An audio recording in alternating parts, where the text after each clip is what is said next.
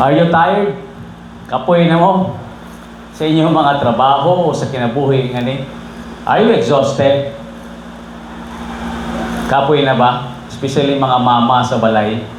Ingon nila ang trabaho daw sa lalaki from sunrise to sunset. Pero ang work daw sa mga babae, it never ends. Walay katapusan. And there are moms nga maingon silang kapoy gid akong career. Now, all of us experience exhaustion. Ako, ma-exhaust po ko usahay. Makapoy po. That's why every day sa atong kinabuhi, kailangan ginato ma-refresh o ma-align. Kailangan nato masabtan kung unsa gyud ay ang sakto nga pagkinabuhi. And today I bring to you the theme of God's pattern for living. Naday pattern ang Diyos. You know, we have the Bible, the Word of God, morning all-sufficient rule of faith and practice. And we are so thankful to God nga naatay giya. Amen? Dili si babaw sa yuta, dili sayon ang pagkinabuhi. As because all of us are under sin. But you know what?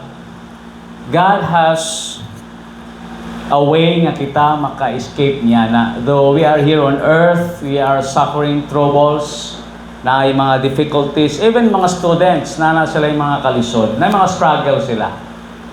But still, you can live a satisfied life. And today, muna atong tukion, nga ang Diyos nato di ay nasa gipakita nga pattern, or guidelines, or paradigm nga atong pagasundon, as our example. Kaya masi kita mga Kristohanon, posible gyud nga makapoy ta o usahay makareklamo na ta tungod kay grabe ta ka pressured. Imagine usahay sa from one work to other work, usahay naapa kay pressure sa imong time, usahay magka-aksidente ka tungod kay gusto mo maging successful sa usa ka bagay nga na o sometimes we fail no sa measurement sa atong mga expectations. And God has given us a pattern nga kung sa diin kita kailangan magkinabuhi. Kung i-examine nato sa Biblia na di ay pattern ng Diyos. Open your Bible with me in the book of Genesis. Genesis means beginning. Genesis means beginning, sinugdan. O sa Biblia, makita nato na aday din higi plaster po sa Diyos kung unsaon ang kinabuhi. Remember, the Word of God is the manual of life. Murag ni sa atong mga appliances that when we buy them, naagay pakapin nga manual. How to troubleshoot on how to operate. The Word of God also has this good manual or roadmap sa atong kinabuhi. You know, it's like a compass kung naka sa jungle na lost ka, makitaan mo kung asa ang pagawas. But God wants us to live a life which is abundant. Di lamang eternal life ang atong enjoy, nga futuristic. But also at present, Jesus Christ said, and I will give you abundant life. You know, this abundant life, not only dito sa langit atong masinati, but also here on earth. We have also a taste of heaven on earth. Nagyapon tayo taste of heaven. Tungod kay sa Biblia, gituduan di ay ta, kung saan makaangkon sa pagkinabuhi, nga maski hectic ka itong mga schedules, maski intense na itong lifestyle, but still, walay makarab na ito o makakawat na ito sa atong sense of humor, makatawag yapon ta, nagyapon tayo kalinaw, natay kalipay, o natay katagbawan nining kinabuhi. And how is that? Paano na siya? Kitang tanan dinhi sa yuta, we are experiencing various troubles, various circumstances. Pero maski unsa pa man ang imong nasinati karon, ang principle from the Word of God, it applies to all. The first thing that we can find in this pattern for living, nga naay kaalam gikan sa Dios, is work. Work. Apil ba ang trabaho? Di ba ang trabaho? Di man dapat na siya apil tungod kay kapoy man na. Mas kapoy kung wakay trabaho. Would you agree? Mas kapoy kung wakay trabaho. Nga naman, you will feel tired throughout the day if you're just sitting. You know, God has designed for man to work. Yes, of course, man, through Adam, fell, nagkasala, so dito, na-intense labor. But do you know what? Before Adam sinned, God has given him dominion over all the creation. That is also work. Di lang sama sa gitawag karon nga resulta sa sala that we need to toil in order to buy something. Pinagi sa ito mga incomes, but during those times, nga kausadiin si Adam and Eve was still perfect, God has given them dominion, a work. You know, sa atong pagkinabuhi din sa kalibutan, kailangan nato dahil magtrabaho. In Genesis 1:1, the Bible says, in the beginning, God created the heaven and earth. In the beginning, Weber said, created, that is bara, meaning He fashioned men, women, animals, and the entire universe. Gibuhat na sa Diyos. Do you know that God was working when He made the entire universe? Yes, by the power of His Word, but He's the one who is in charge of all of these things. Bupasabot ang Diyos nato, di tapulan. Ang Ginoo, this is always at work, even in your life today. So this again, He who began a good work in you shall complete it. You know, God works in your life when you receive Him as your Lord and personal Savior, and God is still working in you, and yet He is not finished. Di pa siya human. Muna nga, don't give up. Napaka sa gitawag na process. Sa dihang ikaw justify sa Diyos o made innocent or declared righteous through the blood of the Lord Jesus Christ, God also saved you in order to serve Him through sanctification. Sanctification means you are set apart for the Holy Ghost. Wa day tagluwa sa Ginoo para lang magpatawhay kundi mangalagad kaniya sa Diyos nun nga pamaagi. God wants you to be holy. Wawitaw God to sa simbahan Sunday every Sundays because you want to receive God's instruction, because every week we are being tested and tried. There are a lot of temptation. We are bombarded by a lot of messages on social media or through our neighbors. Munang every day, kailangan nato po ma-fed by the Word of God in order for us to combat those things. But importante dahil nga masabtan nato nga every day po ang Diyos nagapangita ka nato sa pagkinabuhi nga balaan. Before we will be glorified or God will take us to heaven in earth, gusto sa Ginoo kita di ay maging mapuslanon. And God is still at work. Nagatrabaho siya, may sa atong personal nga pagkinabuhi. Sa yuta na ikatuduanan sa Biblia sa mga masters and employees. Kung naatay gitawag ng mga employers, importante nga kita maningkamot nga ato silang ma-please. Now, what do we mean by pleasing them? Pupasabot kita mag-obey, kita magbuhat sa atong mga best shots para ma-serve nato ang atong company o sa mga klase sa imong job. Sometimes may problema sa mga employees is because they are not thinking nga kanilang mga masters on earth were blessings. Do you know, ang inyong mga amo, mga panalangin sila? Bigay mo, panalangin! Panalangin ba na nga sugo-sugoon ta? Whether you like it or not, here in earth, diri sa yuta, natay mga earthly masters. Dili pwede nga watay masters, kaya ikaw empleyado. And God has given us some guidelines on how to treat them. Open your Bible in Colossians chapter 3, verse 22. O sa ikingon dyan ni Pablo sa mga taga-Kolose, nga ang mga anak sa Diyos, dinhi ay sa yuta while they're working. Kailangan may sakto tang nga pagkaugali. Dapat natay sakto nga attitude. O sa ingoban, maguno na sila, well, ang akong amo is Kristohanon. So dapat, grabe ay ang kaluoy, tinuod na. Pero dapat tagaan mo po sa sakto nga serbisyo. Galatians chapter 3, verse 22 to 24, the Bible says, servants, obey in all things your masters according to the flesh, not with eye service as men pleasers, but in singleness of heart, fearing God. And whatsoever you do, do it heartily, as to the Lord and not unto men, knowing that of the Lord ye shall receive the reward of the inheritance, for ye serve the Lord Christ. What we can draw from here, kita o diay nga mga empleyado, ingon sa Biblia, ato diay sundo ng atong mga agalon. You see? Dili mga men pleasers that we should work lang kung naalang sila o nagatanaw under their watch. Maski wala din sila gabantay nato, dapat maging honesta. Maging honesta sa atong time, maging honesta sa atong trabaho. Kung nakaka siguro na-assign diya sa treasury or you're serving as a cashier, you must double your honesty. This is what God desires. When we work, we must work with all integrity. The Bible says, and whatsoever you do it heartily with all your heart. Dili di ay basta-basta nagatrabaho lang ta, kundi natay pakigugma sa atong trabaho. Amen? Mano sa hay, mingon ta nga kapuyan, kinabuhi, kapoy yung trabaho. Tinuhod, kung sabay trabaho nga di kapoy. Pero mas kapoy na siya kung wa na itong ipangga. Amen?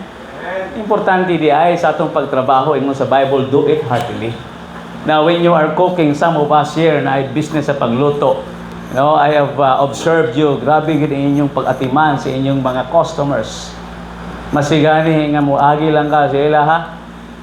Tindahan, ingon, kaon ka, kaon. No, kanang dala pag smile ba. Kita mga tao sa ga-observe ya punta. Unsa bay pag imbita ana kanang respeto ra ba o tinud anay gyud. Na may iba may invite na bulihok diretso. Ako karon ka diretso lang. Kaya ano man ilang daan ng gikinaiya. Kanang bitaw mo trabaho nga pahigugma, na ipahiyom. You know, ang atong trabaho diri sa yuta maging lighter kung ubanan nato sa paghigugma. Yo mga bata, children, kung gisugo ta diya sa atong panimalay, diya ato sugdan. Hugas plato, lungag, magwalis. Ayaw sige kumod-kumod, ayaw sige reklamo.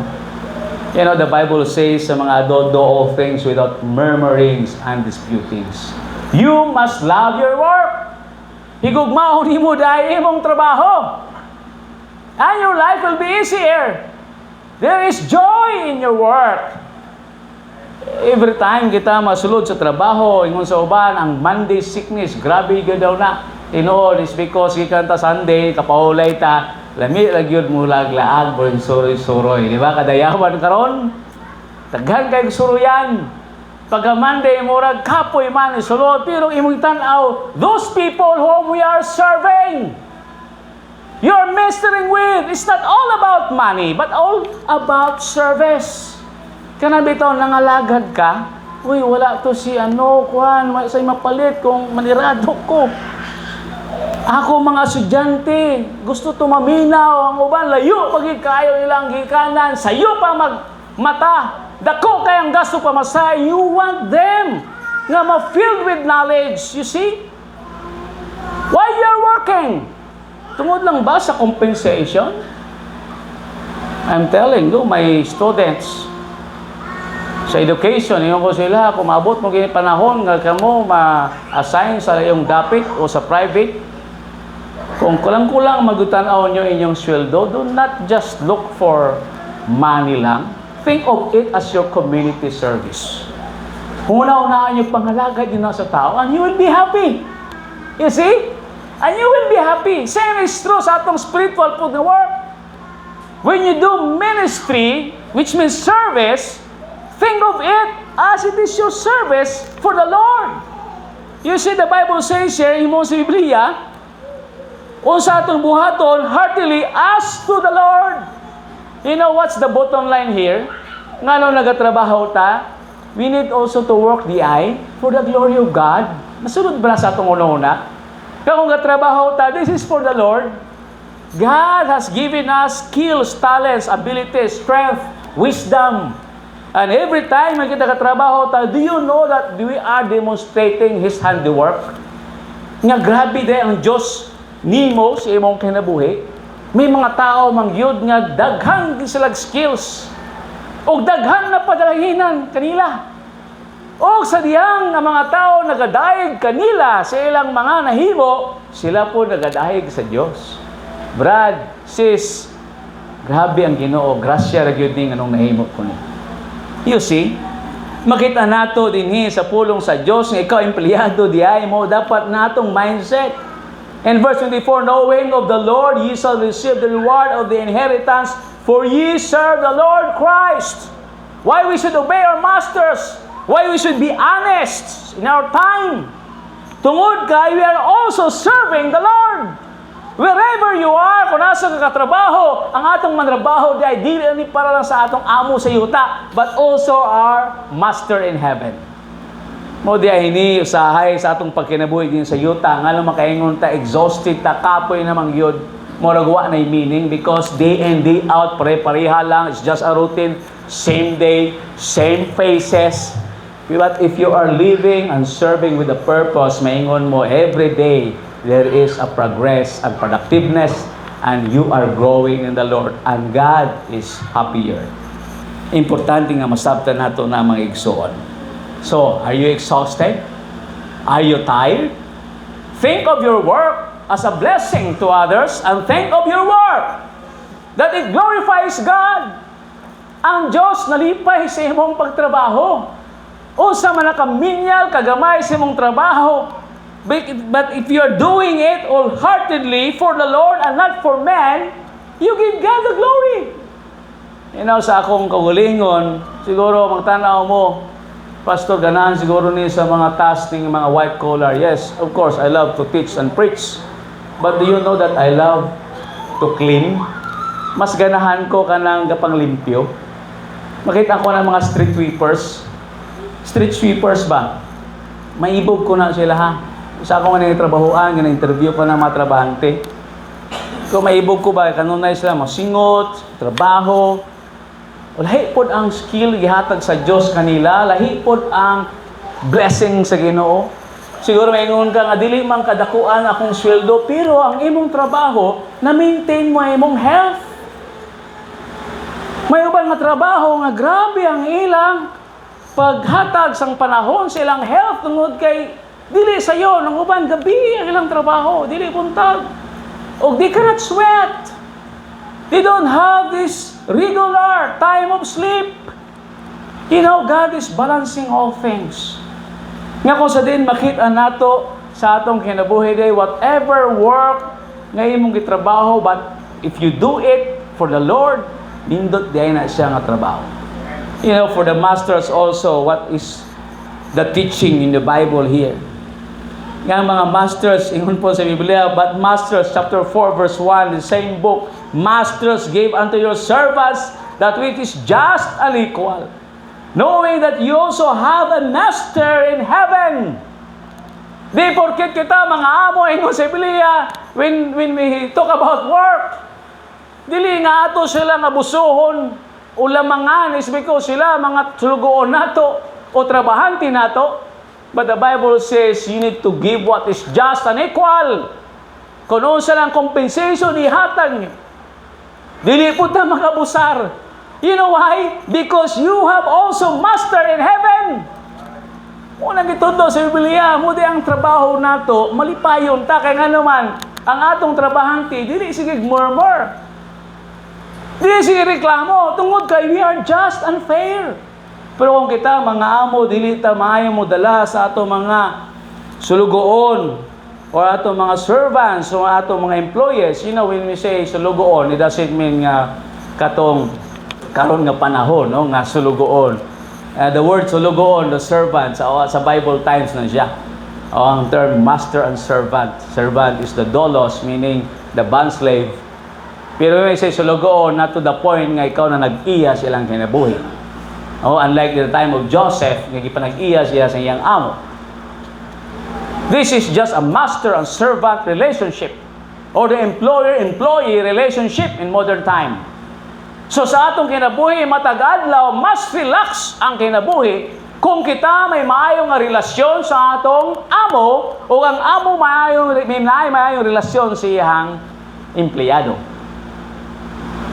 Mabitaw usahay, makaingon ta sa atong kinabuhi dito kapuya na gining trabaho. Pero kailangan nato magtrabaho. But the Bible has given us guidelines diay on how to have a satisfied life.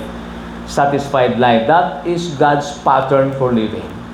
Most of the time you are spending on work. Mas taas pa ang atong trabaho.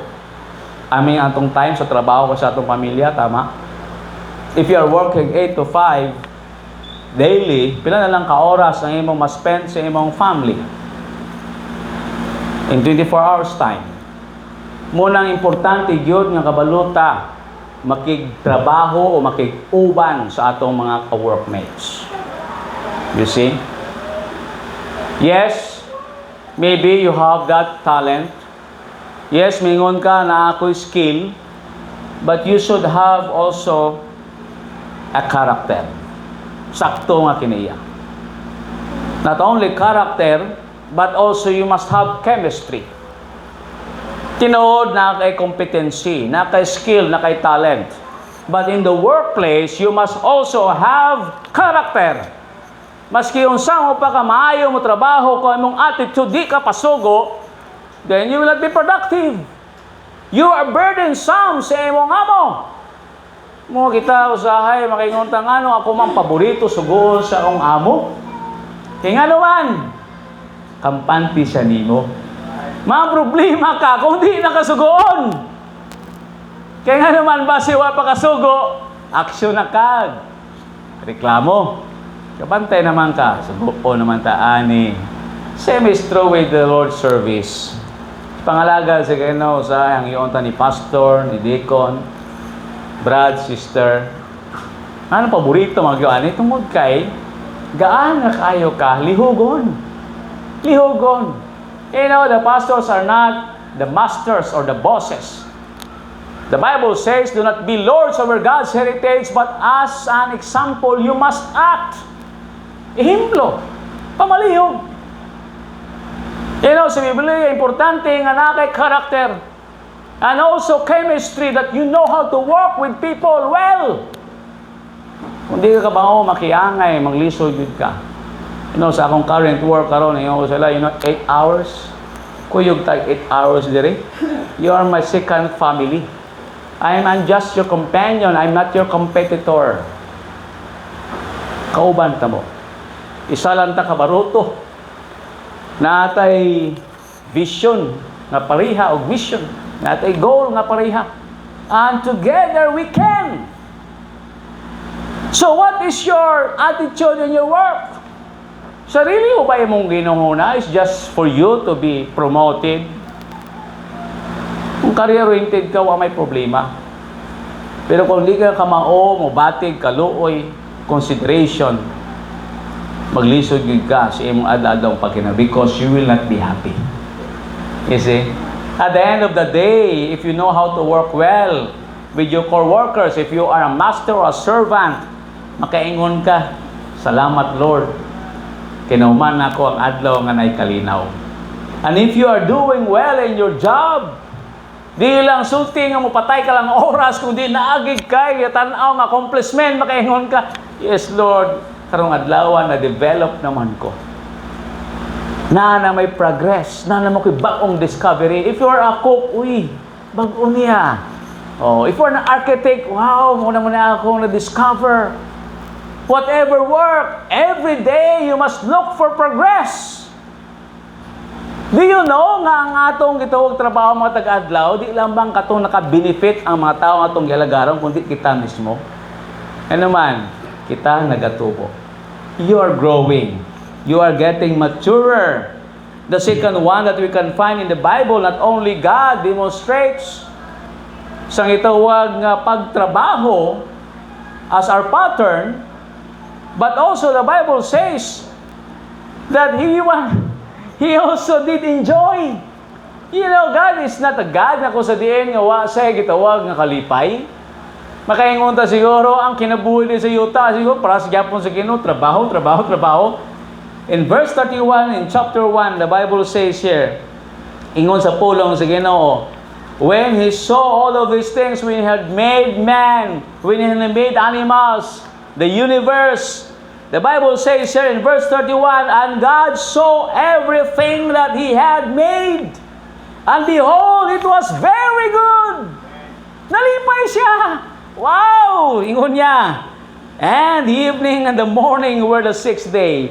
Diba sa mga workaholic, katong hilig og trabaho. Unsa ba'y kalipay nato at the end of the day? Diba, tanaw nato, in a distance mo, tanaw ta. Malipay ta. Tama? Ha? Wala pa tayo compensation, ha? Pero ang na-accomplish mo ba, makaingon ka, salamat Lord. Na-enjoy mo yung mong trabaho. If you are a furniture maker, pagkahumanin mo, uy, na-build yun ako. Kung hilig po ka sa mga tanong, makita na mo, wow, refreshing. Diba? Maski sa balay lang, sa mga inan, ay, salamat. Tanaw mo ang mga hinay-hay diya, naglinya na. Kano na kay, salamat. Umot na akong mga anak sa pagsuot. You're happy. So sa atong kinabuhi, if you are exhausted, tanaw mo murag walay meaning ang kinabuhi, you must review the Word of God. Maybe you need to think of this, that all of your labor here on earth na purpose. Na siya'y gitawag tumong, o sabay gitawag benefit ni sa katawhanan, you must be happy. Di lang pleasant sa eyes, sa Diyos, ibuhat ng tanan nga nindot, look at the galaxy, look at the sky. Tanaw lang palibot, maski ang human, ang body nato, grabe. Grabe ang engineering, kumbaga. Kung tunan mo, the more, the medical doctors, the more sila nga nag-study, the more pagin sila ma-fascinate, mga Diyos nun, ha? Na grabe ko diay ang Diyos. Grabe ang Ginoo. Mabitaw na si David, ang iyang pagtanaw niya, grabe. Pagtanaw niya sa kalibutan, kaysa man lang ko. The astronaut nga na dito sa moon, pagtanaw niya sa kalibutan nga, gamay ragyod kayo, murag naala sa thumb niya, maingon niya, grabe, kadako ang Diyos. So you see, every time nga natin accomplishment, natin nabuhat, diri sa kalibutan di ay, dapat di ay, ma-enjoy punta. Atong ikalipay, kung unsang naa diha, nimo ron. Unsa bay naa nato ron? Physically, we are alive. Amen? Buhi pa ta. If you have pain, thank the Lord. Why? Because it means you are still alive. Naman, you can feel the pain. Na kay mga problems, but pasabot, okay pa dahil imong sensory judgment. Sound pa dahil ang imong thinking. Kaya nga naman, maka-analyze mga problema. Sa imong sa atong kinabuhi, nagatanaw lang yun ta sa mga butang. Nagitanaw na itong kapildihan. Yes, of course, in this world, Jesus Christ said, in this world you have tribulation. Nagig kay mga pagsulay, klase-klase. But ingon niya, be of good cheer because I have overcome the world. Kita Kristohanon, dili unta ta papildi sa mga yutan-on lang ang kalisod, nga mawala ang atong joy. The joy of the Lord is my strength, ingon sa Biblia. Pero ingon po sa pulong sa Ginoo, in the book of James, count it all joy when you fall into diverse temptations. Ikalipay nato. Paano ikalipay? Si Job kaya niya to, pero ako amot lang kaha. God has given us a pattern here na every small or little things nga kita ato ma-accomplish, kay tao man lang ta, di man ta sama sa Diyos na kanumog universe, dapat kita maging malipayon. We must learn how to appreciate these small things. Maski sa atong kabataan, sa mga successes, may nahuman, maski simple drawing na nila, pag gani, basta lang mo hatag sa ilahang achievements, paminawa na to, we must rejoice with them. Kaya naman, muna makabost silang confidence. And you will be happy also. Kamusta inyong skila? Kamusta inyong grado? Kumura lang nahatag, na-produce niya the best as he could, rejoice! Ay, nang pangita pa ang mga butang, kung sa diin, hindi nila di makaya. O sa'yo nung kita nga na mawalang atong kalipay is because larger than life eh. Kaya dinagko dahil itong ginauna, di natakatanaw sa mga ginagmay nga kaayo. Sa balay, kung ikaw nanginlo lang nang walis ka, pagkahuman, sa nabati nibo, di ba kalipay? Lipay ka. Pag na-arrange mo ang imuhang mga sinina, lipay ka. Maunang kinabuhi. Pero kung ikaw nga tao, puros lang kang negatibo, puros lang kapag murmur, then malos ang imong joy sa imong kinabuhi. Si Truett Cathy, na siya'y 1,000 plus nga franchise dito sa US, ang company. Ang iyang slogan, every day, anong na-enjoy niya yung kinabuhi. Tungod siyang empleyado, maayos siya, mudala. Ingon niya, people over profit. Ang slogan niya is, put people and principles before profit.